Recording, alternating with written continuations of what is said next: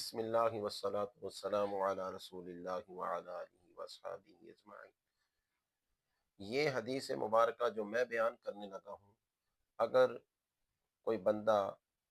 انصاف کے ساتھ اس کو سن لے تو وہ نفل نماز کو کبھی بھی ہلکا نہیں جانے گا، اور کبھی یہ نہیں کہے گا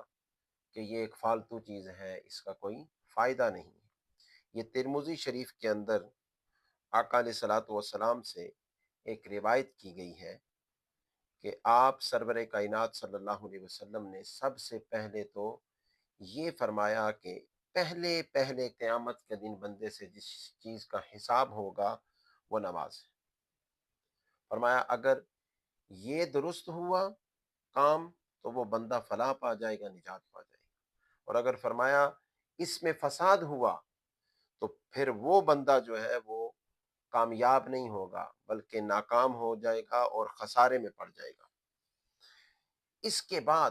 آپ نے فرمایا اگر فرائض میں کچھ کمی رہ گئی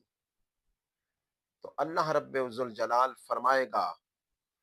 انظروا هل لعبدی من تطوع،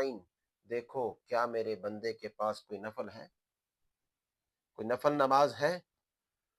فرمایا اگر نفل نماز ہوئی نا تو نتیجہ بتایا، کہا ان فرضوں کی جو کوتاہی رہ گئی ہوگی، فرضوں کے اندر کوتاہی رہ گئی ہوگی، اس کوتاہی کو نفلوں کے ذریعے پورا کر دیا جائے گا۔ تو لہٰذا یہ کوئی فالتو چیز نہیں ہے، اس کا بڑا فائدہ ہے۔ لیکن یہ بات یاد رکھیں، جو لوگ فرائض کے نزدیک ہی نہیں آتے، فرض ہی نہیں پڑھتے، فرض کو ہی ہلکا جانتے ہیں، ان کے لیے نوافل پڑھنے سے یہ بہتر ہے کہ وہ فرضوں کی قضا کریں اور اللہ رب ذوالجلال سے پکی پکی توبہ کریں۔ اللہ تعالی ہمیں عمل کی توفیق عطا